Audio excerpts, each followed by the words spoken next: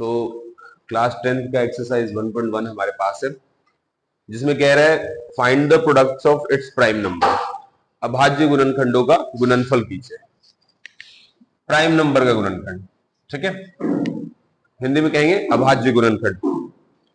तो तीन है, तो इसमें बहुत सारे क्वेश्चन, लेकिन हमने जो 3-4 जो सबसे ज्यादा टफेस्ट क्वेश्चन है उसे हमने लिया है और हम करने वाले हैं इन क्वेश्चंस को। तो चलिए पहले हम देखते हैं 140 का अभाज्य गुणनखंड क्या होने वाला है।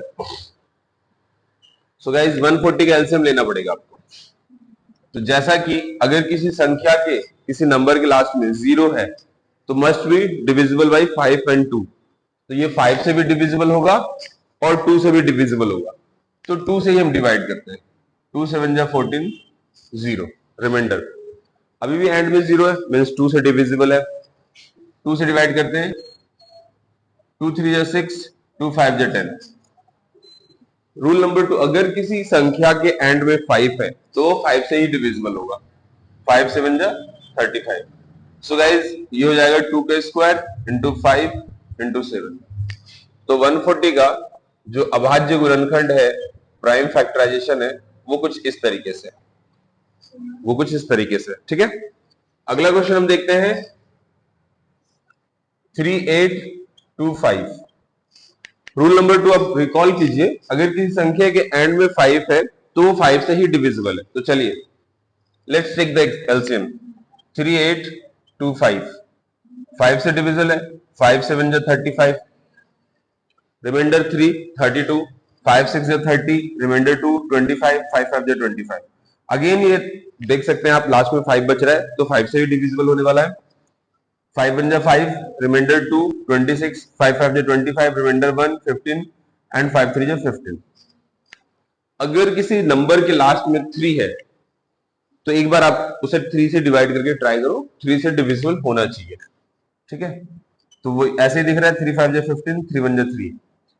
क्या और भी 3 से डिविजिबल है? अगर किसी संख्या के एंड में 1 है तो भी 3 से डिविजिबल है। तो 17 3 जा 51। Now what is the prime factorisation? 5 का स्क्वायर 3 का स्क्वायर इनटू 17। तो आप क्या लिख लोगे इसे? 5 का स्क्वायर 3 का स्क्वायर इनटू 17।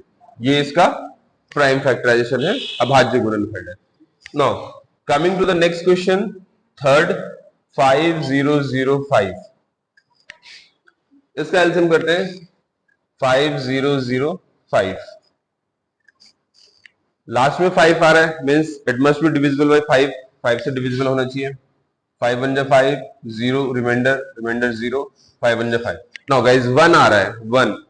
सो अगर आप देखेंगे 1 किस डिजिट से डिविजिबल है? It could be either 3, either 7 और आइदर 9। 3 7 9 मींस हमें यहाँ पे इसको डिवाइड करने की कोशिश करनी चाहिए 3 7 9 से। तो 3 3 जा 9, how much remainder we get? 1। Again 10, 3 3 जा 9, रिमाइंडर 1 11। तो 11 3 से डिविजिबल नहीं है। Let's try with 7। 7 1 जा 7, how much remainder we get? 3 3 10 30, 7 4 जा 28 and remainder 2 21। Yes, it is divisible by 7। 7 1 जा 7, रिमाइंडर 3 30, 7 4 जा 28, रिमाइंडर 2 and 2 and 1 21, 7 3 जा 21। Now is it divisible by something else? 1 4 3 क्या किसी और चीज से डिविजिबल है? ट्राई करेंगे। 7 3 से कर लीजिए आप, 3 4 जा 12, रिमाइंडर 2 23, 23 नहीं डिविजिबल है। 7 से करेंगे, 7 से भी डिविजिबल नहीं है। और कोई चीज? 9 9 1 जा 9, 53 नहीं है। 11 11 से हो सकता है, यस। अगर किसी डिजिट के लास्ट में 3 आ रहा है और वो 3 से डिविजिबल नहीं है तो 1 के टर्म्स में वो डिविजिबल हो सकता है। सो 11 1 जा 11, रिमाइंडर 3 33, 11 3 जा 33। So what is the prime factorisation? 5 into 7 into 11 into 13। Now the fourth question is 7429। इस क्वेश्चन को बच्चे देख करके डर जाते हैं और कहते हैं गुरुजी डिवाइड करते रहो, पता नहीं कौन सा टेबल से टेबल होगा। नहीं करना है डिवाइड। आप खामखा में समय बर्बाद करना बंद कीजिए। आप 1 मिनट करने से पहले सोचिए कि क्या है ये, किस चीज से हमें डिवाइड करना होगा। आप बच्चे 3 से भी ट्राई कर लेते, 7 से भी ट्राई कर लेते, 9 11 13 17 19। आप इसको टर्म्स में देखिए ना कि लास्ट में क्या है, और अगर हम किसी चीज का मल्टीप्लीकेशन करते हैं तो वो डिजिट कैसे आएगा। अब यहां लिख रहा है 7429, ये अगर आप इसको एलसीएम लेने बैठते हैं 7429 का, लास्ट में क्या है 9, टोटल सम कर लीजिए, 7 4 11, 2 13, 13 और 9 22, टोटल सम 22 है और लास्ट में क्या रहे 9। तो एक बार आपको 7 के इससे टर्म से, मे बी 7 17, इससे एक बार आपको इसको कोशिश करनी चाहिए। अगर इनकेस ना हो तो 9 1 और 9 वाले टर्म से कोशिश करनी चाहिए। तो पहले हम 17 से ट्राई कर लेते हैं। 17 से ट्राई करेंगे तो 7429,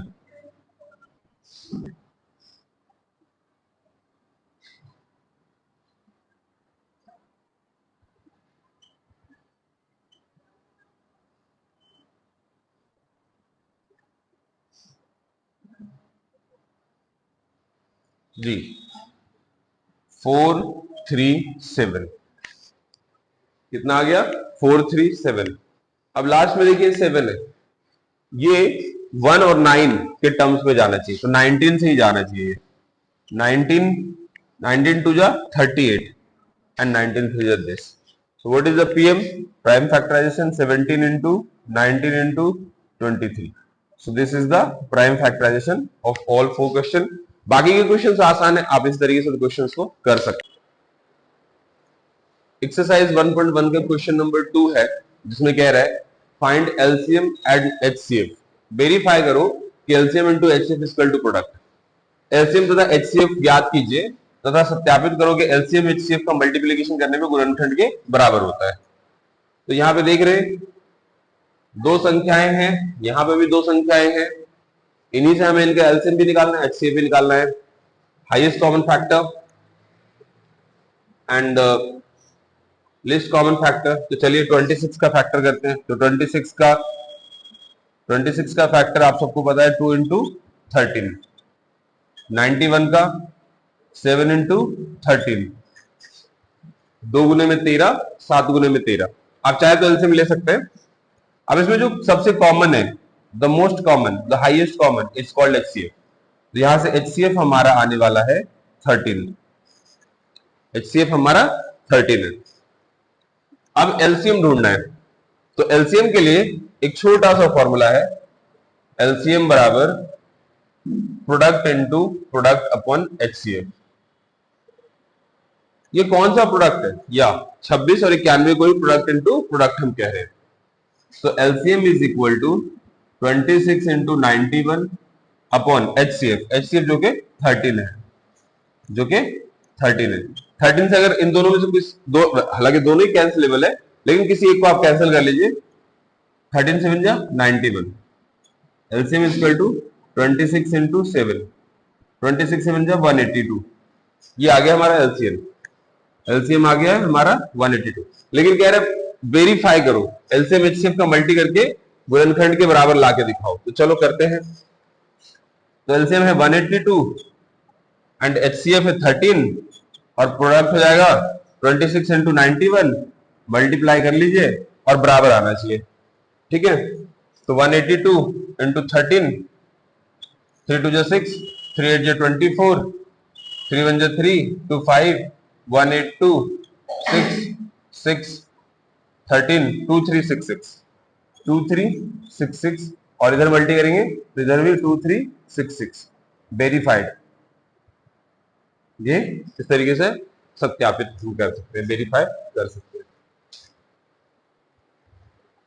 नेक्स्ट वाला क्वेश्चन है, ये वाला हम देखते हैं 510 इंटू 92। तो 510 का फैक्टर फाइंड करेंगे, एलसीएम ले लेते हैं। लास्ट में 0 है, वही वाला ट्रिक, अगर किसी संख्या के लास्ट में शून्य है तो 2 से डिविजिबल है या 5 से डिविजिबल है। तो 2 से करते हैं, 2 2 जा 4, रिमाइंडर 1, 2 5 जा 10, रिमाइंडर 1, 2 5 जा 10, लास्ट में 5 है, मींस 5 से डिविजिबल होने वाला है। 5 5 जा 25, 5 1 जा 5 एंड 3 से, 3 1 जा 3, लास्ट में 1 है तो 3 से डिविजिबल है या 9 से डिविजिबल है। 3 1 जा 3, रिमाइंडर 2 21, 3 7 जा 21। तो हम लिख लेते हैं 2 इंटू 5 इंटू 3 इंटू 17, 92 का और फैक्टर कर लेते हैं। तो 92 का फैक्टर होने वाला है 2 से। 2 4 जा 8 12, 2 6 जा 12, 2 2 जा 4, 2 3 जा 6, 2 इंटू 2 इंटू 23, 2 इंटू 2 इंटू 23। तो गाइज HCF क्या है, हाईएस्ट कॉमन फैक्टर, आप देखेंगे यहां से 2 है। HCF आ गया हमारा 2। अब एलसीएम की बारी है, तो LCM is equal to product into product upon HCF। Product है 510 इंटू 92 अपॉन HCF 2। 2 से कैंसिल कर लेते हैं, 2 से इसको कैंसिल करेंगे 46। तो 510 एंड 46 मल्टीप्लाई कर दीजिए, 510 इंटू 46, 0 6 1 जा 6, 6 5 जा 30, 0 4 1 जा 4, 4 5 जा 20, 0 6 4 3 2। सो गाइज 2 3 2 3 4 6 0, ये हमारा एलसीएम आ गया है। अब इसकी वेरिफिकेशन की बात रही, जैसे हमने यहाँ पे वेरिफिकेशन किया है, तो चलिए वेरिफिकेशन भी कर लेते हैं।